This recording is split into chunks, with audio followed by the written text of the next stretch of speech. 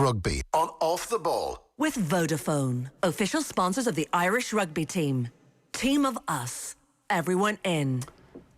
All right, you're welcome back to Thursday's Off the Ball. I'm delighted to be joined in studio by England, Lions and Saracens lock George Kruis and the recently retired former Wales and Saracens player Dominic Day.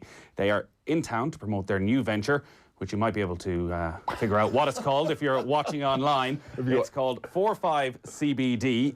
It's a company that has a range of products, including muscle rub, joint gel, as well as capsules and oils. It's available now online from 45cbd.co.uk and independent health stores nationwide. Thanks for coming into the studio, lads. Thank you for having us. A relaxing day. More relaxing, I'd imagine, than your usual trips to Dublin.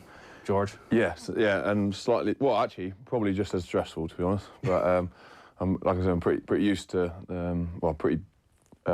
sorry, I'm just starting up doing this sort of stuff, so it's it's a little bit different to what I'm used to. You'll be expecting to be back again in the next few weeks, I'd imagine. Fingers crossed, fingers crossed. Yeah, there's we've had some good rivalries so far, so fingers crossed we're in the squad.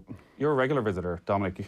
You're married to an Irish woman. I am indeed, for my sins, but no, yeah, so I managed to spend a month here over Christmas. So how was that? It was fantastic. Is this your first genuine Irish Christmas? It was, yeah, and no, it was brilliant. Way too much drinking and food, but it was fantastic. Really enjoyed it. Well, Christmas Eve is a big day because you want to get out on Christmas Eve, have a few drinks then, and obviously Christmas Day with the family, you're having a few drinks. Yeah. And it's Stephen's Day. Yeah, a few drinks. A lot of drinks on Stephen's Day, I'd imagine. Managed to push that into the day after and the day after that as well. Right.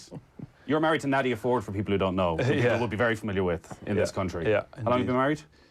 That's probably something I should know. It was last... Send her this clip. Send her this clip straight away.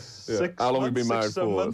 Yeah. So this is your first Christmas. That was your first Christmas as well, post-retirement. Yeah. So I went hard. I went hard, and I'm paying for it at the minute.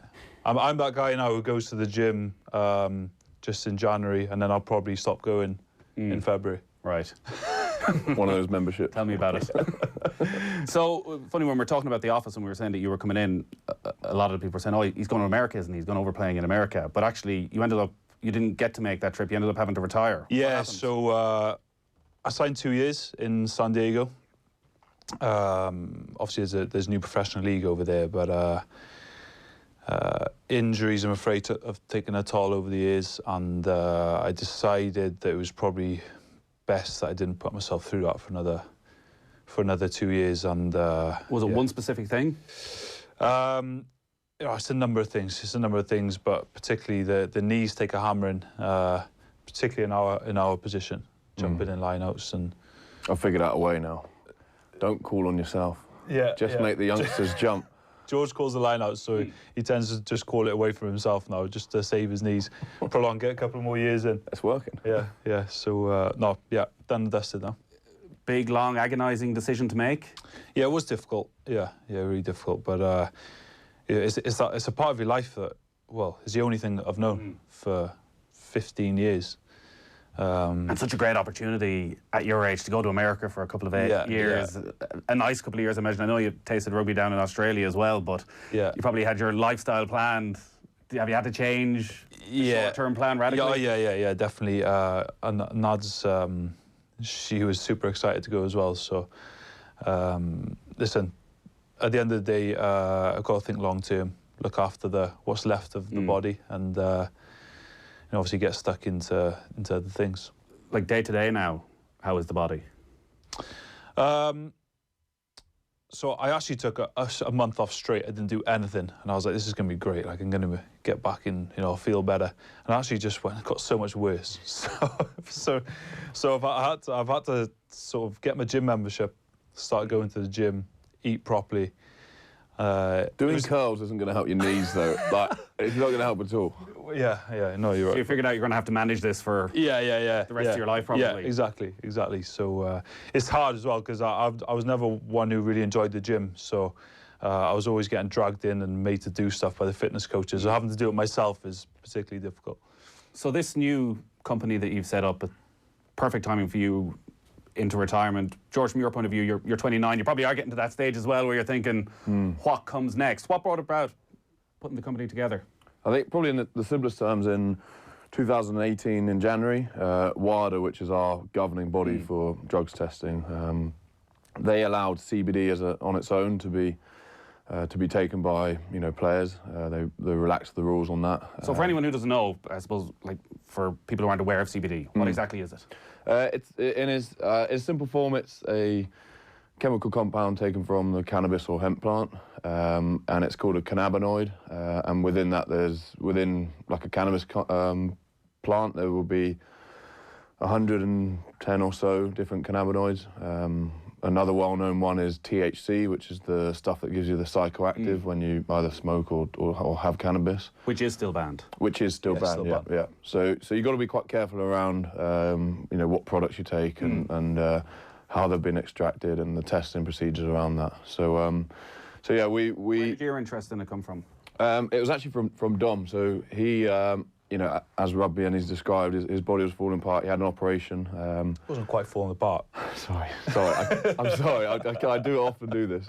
So his body was in an okay place, but he had an operation in January. I had one in February, and we're kind of just looking at kind of alternative methods to get him back fit. It was, and it was kind of change room talk, and in professional sport, a lot of it's about marginal gains. What can be the small bits which help you get better, and for us, we tried CBD, thought it was great, really liked it, and after that was, I guess, an opportunity to create a well-trusted product which we knew the provenance of, and which we could, to put out to market. And marginal gains is obviously an interesting term in sport right now as to what's an acceptable marginal gain and what isn't. And like this is a product I think you probably accept that sparks quite a bit of debate. Like I was looking at WADA's website, so you mentioned it was banned up to January 2018. Yeah. USADA's website says it's very difficult, if not impossible, to obtain a pure CBD extract or oil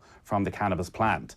So for sports people who are under the level of testing that you would be, that seems to imply there's a risk to taking this. Oh, absolutely there is, yeah. And that's something that I guess kind of was an opportunity for us as well to clear up. We've got a couple of topical products, a muscle rub, and we're soon getting a joint gel, which have both been tested by BSCG, which is a similar company to Inform Sport. They test for over 400 banned substances, and they do cross-contamination of products. So for us, it was a good opportunity to clear up the market in terms of product-wise and testing. And do WADA or USADA approve specific products? WADA say CBD's legal, and it's within a company's obviously prerogative to produce test certs and lab tested results that can show that that it's a good enough product to take. Yeah, you want people to feel comfortable because it's careers on the line at the end of the day. We get drug tested professional athletes, and we need to make sure that we have done everything we can to make sure it's as safe as possible. All the testing, all the correct processes in the correct labs to make sure that it's a safe product. So, people being comfortable taking a product is important, and I think that we've gone a long way to try and do that. And are your doctors at Saracens in England, they're comfortable with you taking this? Yeah, absolutely. I've been tested 9 times this year, so, this is the procedure. And it's almost like we started a cannabis-based product company, and I've been tested more. So I don't know how that's... Who could have predicted? Yeah, exactly. I guess so, like, as you point out, CBD is legal since 2018. Ethically, there probably are still a couple of questions that I'd be interested on your thoughts on. Firstly, one of the benefits of CBD is said that it reduces anxiety, that it can help people sleep. I often think the ability to deal with nerves around big games, like especially the sort of level that you got to, like that's part of sport. Do you feel people who take CBD have an advantage? I mean, that's like, it's classified as a food supplement, so you could say do people who have protein, have an advantage to people who have vitamin C and vitamin D, and so to me that argument kind of falls quite short. It's a CBD as an isolate is a legal product for athletes to take, so it's something that. Have you seen benefits from it? Like, do you feel that pre-match you are a bit more relaxed, that you can sleep better because of CBD? So as a owner of a company, we're quite we've got our hands tied in terms of what we can and can't say. It is a food supplement, so we can't make any medical claims. So talking about anxiety and things like that would classify as a medical claim. Yeah. But, personally, I find it does help for sleep. I feel calmer and therefore sleep better, and a lot of gains can be made out of correct sleep, especially as a sportsman. You get a lot of your recovery done in your sleep. But to put it into context, I guess the question around that is, is that natural? What CBD, hemp and cannabis have been used for thousands and thousands of years. Only in the last 150 or 200 years has it been stripped back down to law changes. So I'd say it's as natural as anything we've been doing for thousands of years.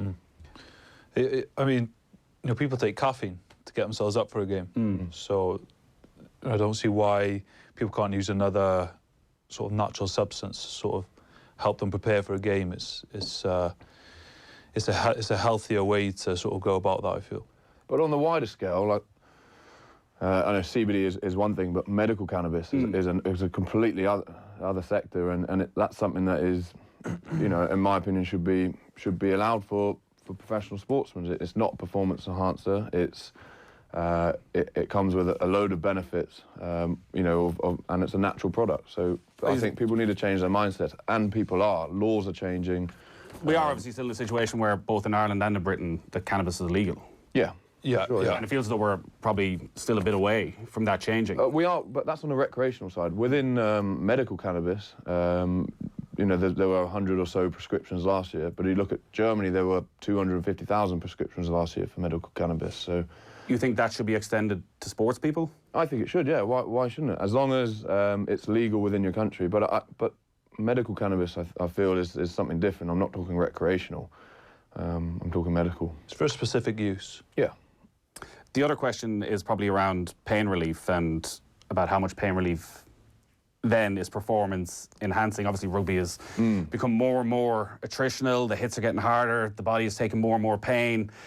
That at times you should probably just stop and listen to that pain, and that actually, whether it's painkillers or something like CBD that's easing that pain, that it's not personally, maybe it's not the best thing for your health to be ignoring those warning signs that are there. Like, is this something that helps you get on the pitch more often than you would otherwise? What I would say, first of all, you're exactly right. Painkillers, I guess, do mask a pain.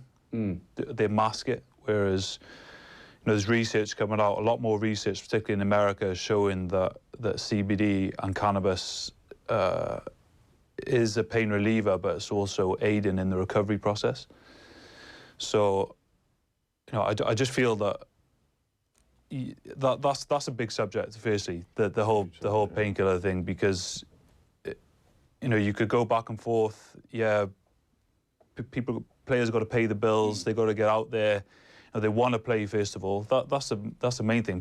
Players want to be on the pitch playing. They don't want to be on the physio bed. They don't want to be pulled from training or pulled from games. They want to be out there. That's what they're there for, and they've got a short span to do that. But there also has to be a fine line between how hard do we push them. I think education's the biggest thing. Educating players as to different methods to help in their body, or training loads, and being able to know when and managing them and pulling them back so that they can prolong their career, and more importantly, after their career.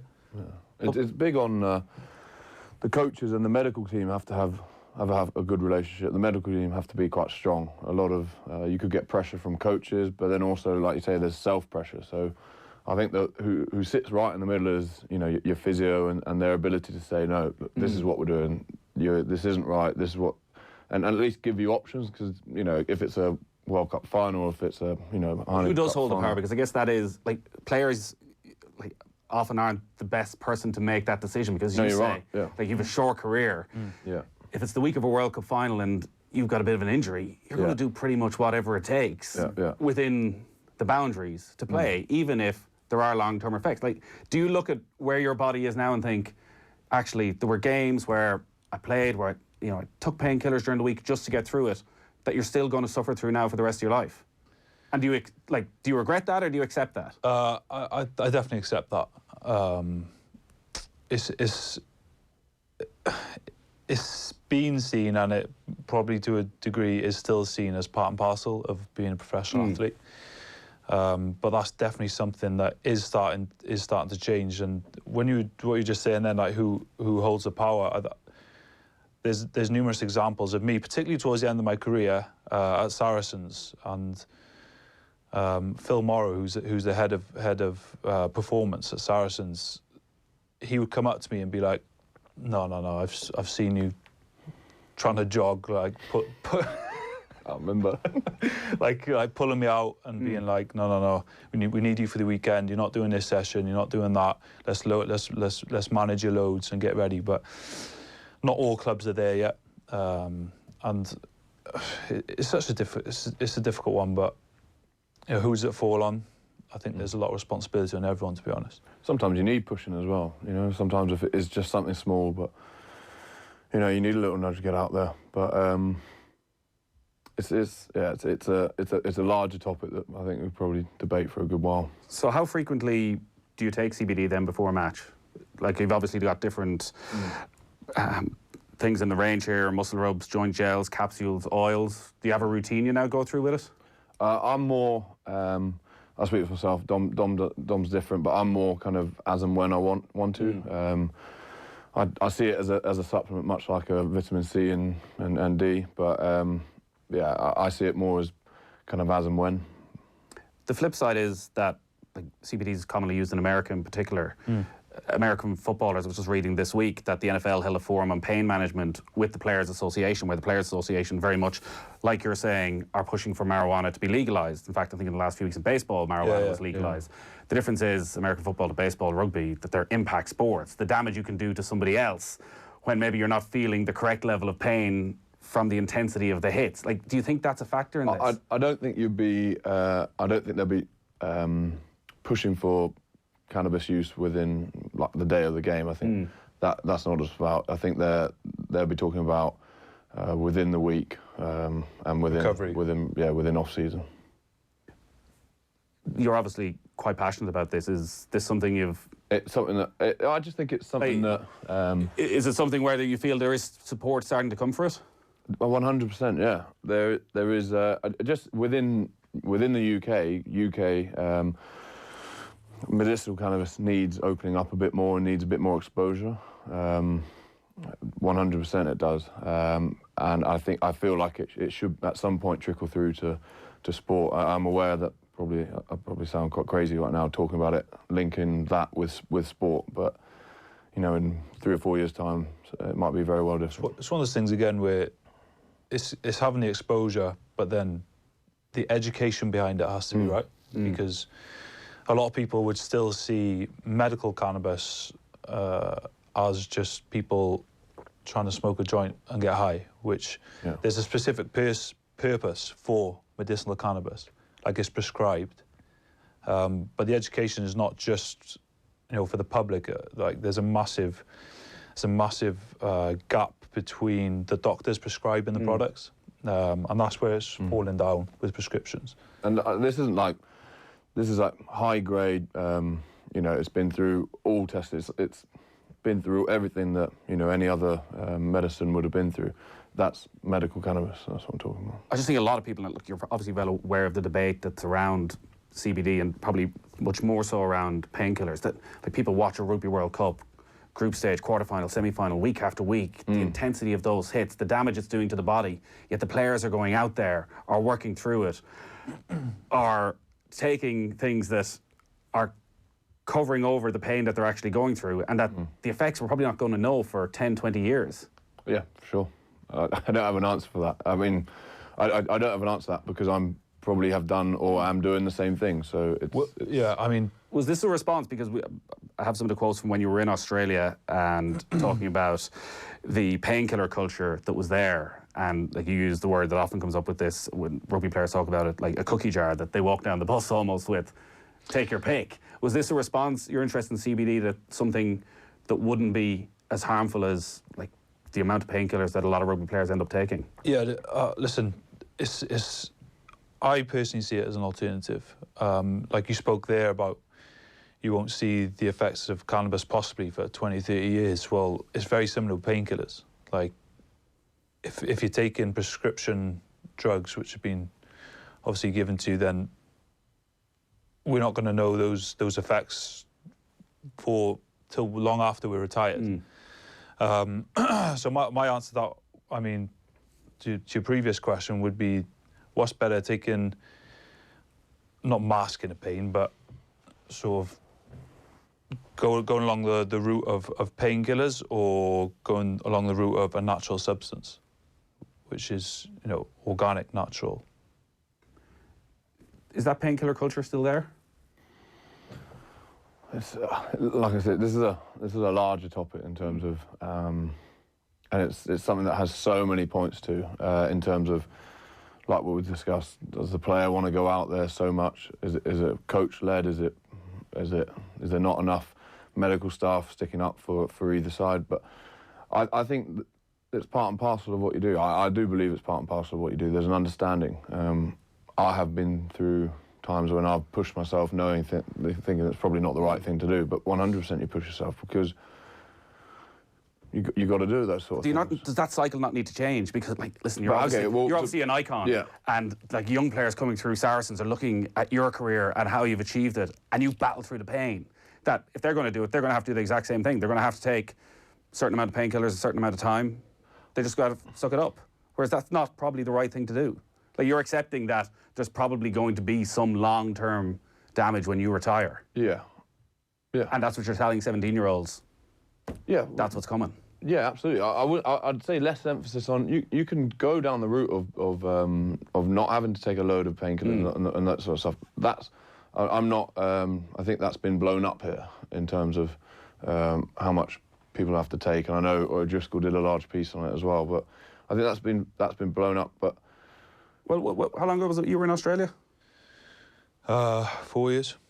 And so you were talking at the time, it was a tub of tramadol, codeine, diazepam that they're walking down with. Like, that's Yeah, not but that long ago. I know you were saying that was particularly loose, but it's not that long ago. But what I would say as well is that it was all prescribed. Like, you know, they were all prescribed medicines for a particular purpose. And what I would also say is that there is a place for it. There is a place if used properly.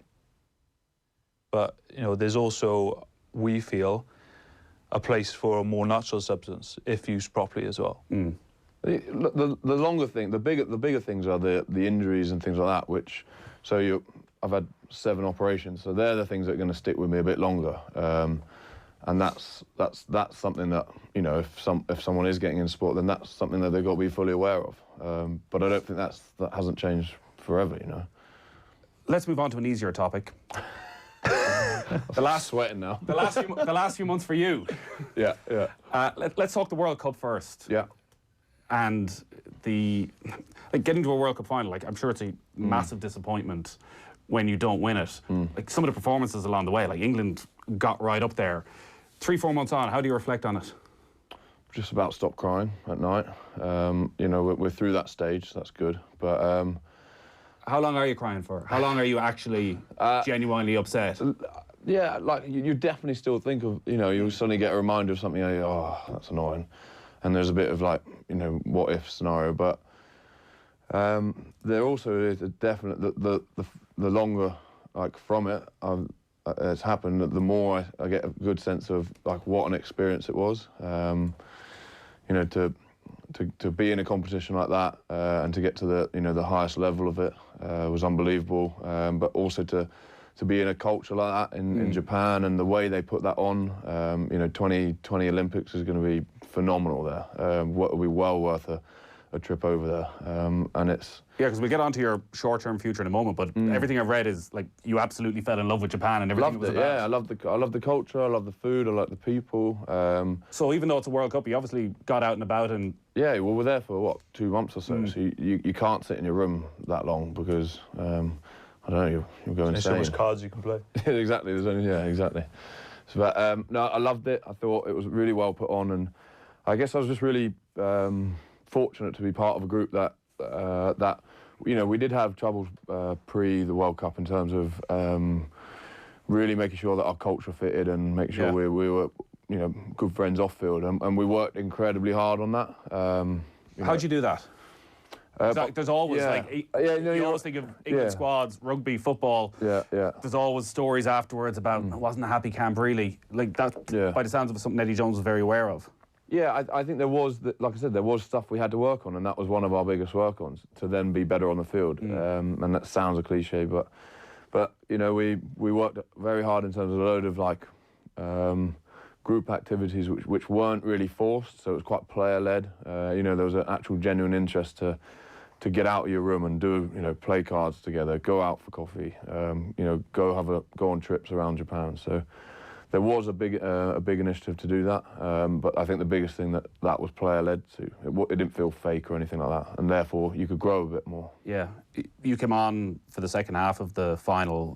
From a personal point of view and the amount of game time you got, and like you look back at last year's Six Nations, you were starting that victory against Ireland. Was there any disappointment that you weren't in that 15, or did you come away thinking, you know what, I was able to do myself justice over that World Cup? Of course there's disappointment.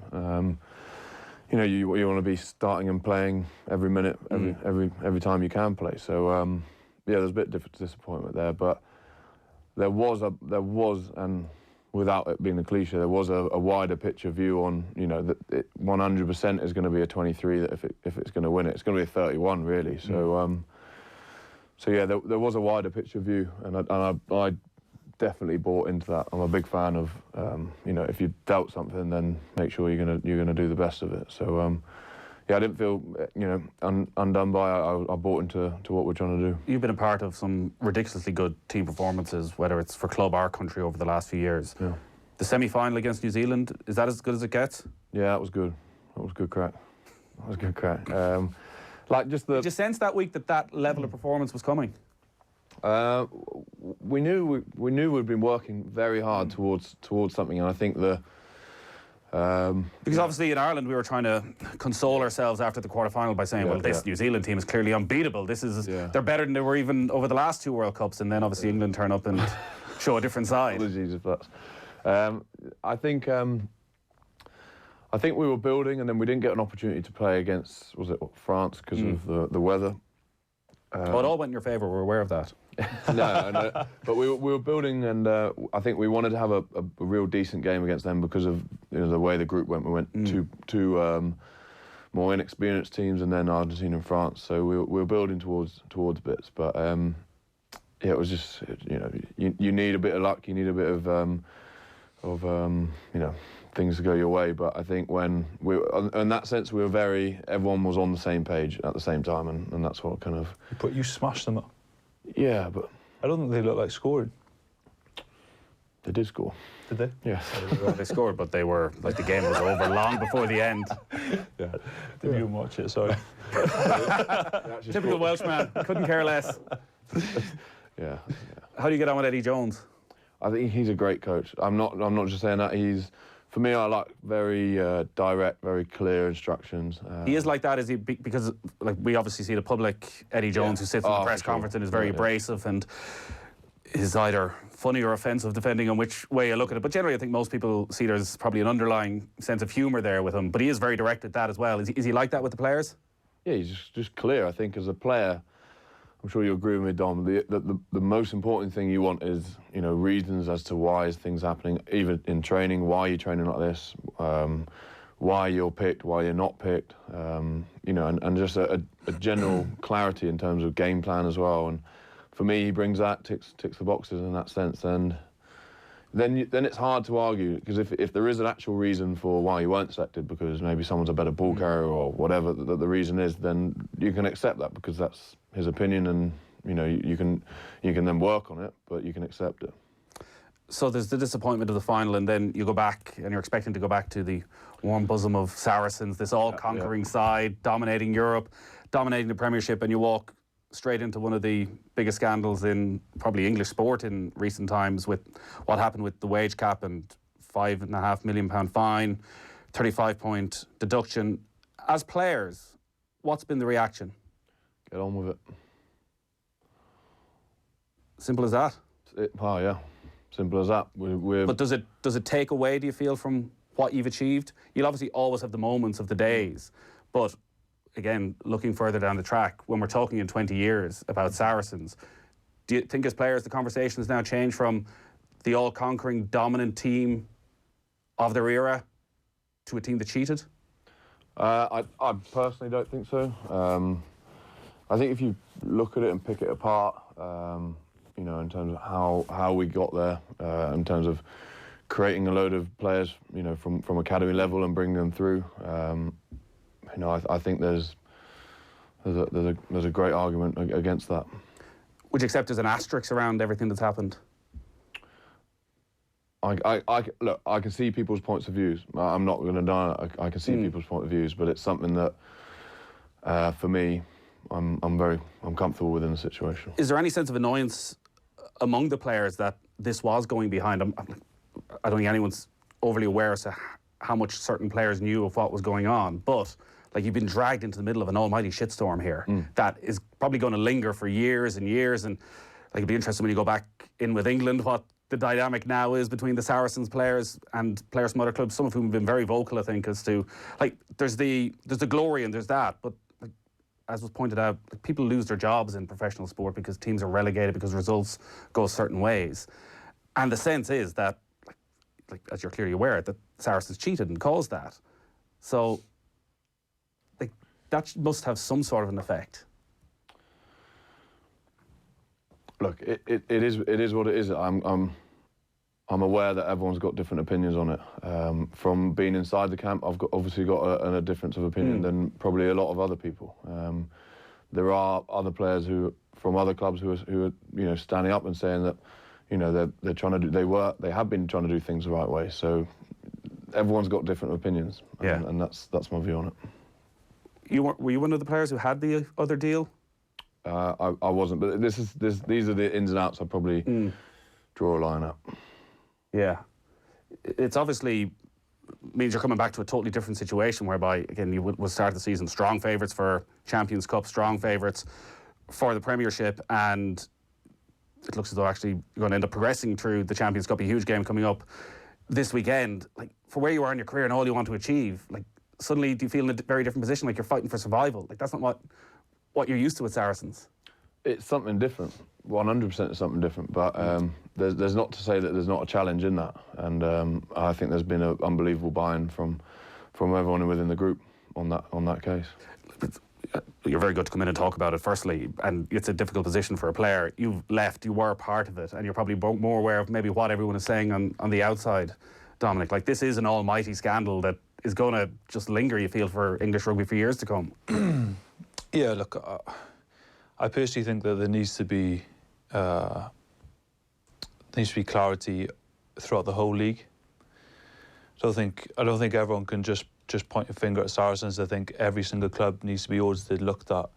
Well, surely that's been happening, that if there were questions about other clubs, that'd be investigated. Like, it's a bit rich to suddenly start pointing the fingers elsewhere when Saracens have been deemed to have been found guilty. No, yeah. Like, Look, I'm not pointing. I don't. I know they decided not to appeal. Like, it does feel as though just somebody come out and put their hands up and going, you know what, we did wrong. We apologise. We can't undo what happened in the past. But I mean, the attitude that seems to be there is we have a different point of view on it. Like, there is no two points of view in this. Like, the decision was made that they broke the salary cap, which is cheating. Yeah, but we don't know. Yeah, okay, that's fine. I accept that. Yeah, I mean, I don't think we know everything that went on in our meeting, in that whole hearing. So it's such a difficult topic to comment on. We can give our opinion, which George has done, I think, and I'm sure there'll be more things that come to light, and we just gotta feed our way through a situation, I think. What was that conversation like at the start of the season then, where you're trying to figure out what the priorities are? Because everyone wondered what would happen with Europe, as to, like, staying at the Premiership is obviously the main focus. You're starting with a big points deduction, with slowly but surely you're starting to claw back. Yet you go into this final game now at Racing knowing a victory will be enough to get you through to the knockout stage. Was Europe seen as a bonus this season? If you can somehow scrape through, brilliant, but if not, we know where the priority is. I think it's been our coaches publicly said that we'd focus on the Premiership. We played 42 players in Europe so far this year, so it's it's been great for the youngsters and great for their development. But yeah, now we've got an opportunity to focus on Europe again, so that may well be our focus as well. Yeah, obviously this weekend is huge. For your personal situation then, like the expectation seems to be that players will leave. You've been strongly linked with a move to Japan. Like, is that something that's definitely of interest to you? You've what, 18 months on your contract? Yeah, around that. Like I said, I do like Japan, and I like the idea of an experience. It would just be a question of when, really. Yeah. Would it be frustrating that you end up having to leave? Like, you've been at Saracens pretty much your whole life, that you end up having to leave a year early? Anything would be done on both our terms. So it's something I've been very open with for years, and something that if it happens, it happens. If not, it doesn't. One thing I did want to ask you about while you're here, because we're obviously looking ahead to a Six Nations, which I'm sure you'll be very much a part of. Andy Farrell is taking over as Ireland head coach, first head coach job. You've both worked with him. You'll have worked with him at Saracens and at England at times.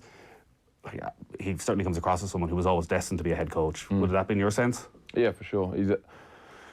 In terms of clarity and what I like in situations, he's a top coach in that sense, and he'll be up there. He's also learnt from, he's been underneath a fair few very good coaches and very different coaching styles. So I imagine he'll have built his armory quite well, and he'll be the proper stuff. It is such a brilliantly weird dynamic that obviously when Ireland go up against England, that his son is going to be the key player. Like, is there something you can slag him about? No. Do you slag on Farrell? No. No. Look. They're both highly driven people, and I think they're at the top of both of their games because of that reason. So it's just, I guess at that point it's just business, isn't it? You got to get on with what you do. So what's next for you? Locks can often go on playing well into their 30s, so maybe this is the foreseeable future off the pitch. Like, do you see yourself as a coach down the line, or do you very much like the business side of things? No, I studied business when I was doing when I was in the academy. And I had a big keen interest throughout academics at school as well. So this is something I'm definitely interested in.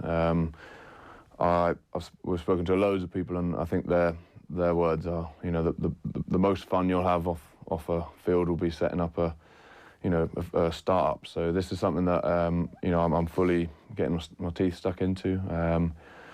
There's a good opportunity for us. There's a good future in what we're doing, and I'm fully pumped for what it holds. And for you, Dominic, it's very early days, but is this giving you the satisfaction you crave post-retirement, or do you think, I need to be out on the pitch involved in some way?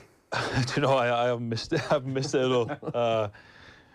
He's not joking. I never really enjoyed the likes of George and Will Skelton and Billy Vanapola running at me every day when I was in the opposite team to them. So listen, it's been a great transition for me, and it's obviously something that a lot of players struggle with. But to have something to dive straight into and to get my teeth into has been awesome, great, and I'm just loving it. And did the month in Clontarf give you the love for Ireland that you'll set up home here? There's whispers of it, but we'll see. We'll see about that. Will the kids end up playing for Wales or Ireland then? Well, yeah.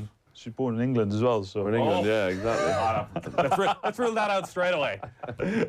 Lads, you've been very good with your time. 4-5 CBD, the best advertising we've had in here in quite a while. Yeah, it's quite absurd, isn't it? You can... the best place to go, I suppose, is the website, 4-5CBD, but you are starting to distribute around Ireland as well. Yeah, indeed, yeah. So going to be visiting a few sports clubs, a few stores, and getting the name out there. All right, Dominic Day, George Kruis, you've been very good with your time. Thanks a lot for coming in. Cheers.